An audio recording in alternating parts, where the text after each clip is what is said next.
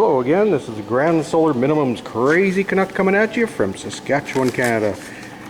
Just want to do an update, a harvest update on the video.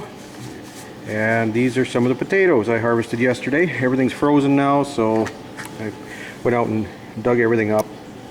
This here is a purple fleshed purple potato. I think it's called a Russian purple. I tried to find seed in the spring and they said there was crop losses, surprise surprise, and they probably wouldn't have seed for about 2 years. Well, little do they know, if they don't have seed now, they're probably not going to have any in 2 years. So I planted everything I had and protected it as good as I could. So we got some nice size purple potatoes, and these will be all seed for next year. This is just a standard red russet potato. That's the kind we grew around here for years.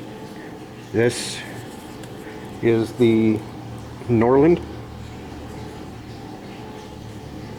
or the other way around, I'm not sure. These biggest ones were under the potatoes that I mulched with straw. That really worked well. Then this is not a potato, that's an onion. I'll show you some other ones over here. These are one that I'm trying this year for the first time.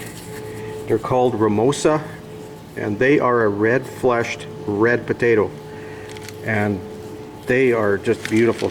If we had a little longer growing season, or maybe do a transplant on them, get them started earlier, these are massive producers. Like, there was tons of these little guys on that with another month or so could have been like this.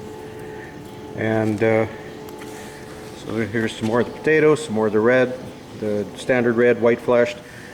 And again, these aren't potatoes, these are fava beans. So that's the potato harvest. Did well considering it's been a really strange year. And I got one more harvest update.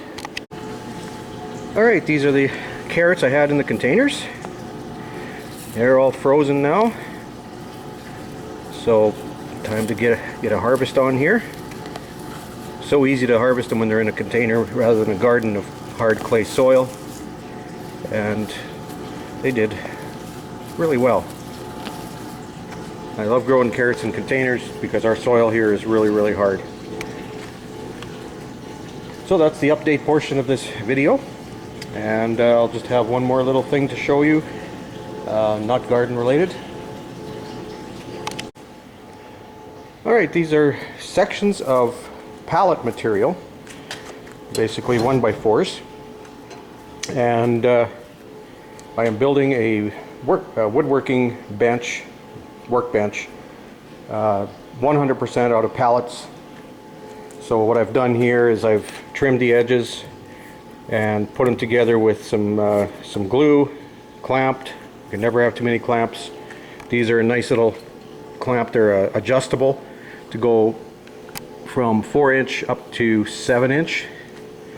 Now, to keep everything nice and level, some of you may have heard of a panel clamp, and I didn't have time to build a really good one, so here's what I came up with. These are pipes off of a harrow that goes on a deep tillage or cultivator.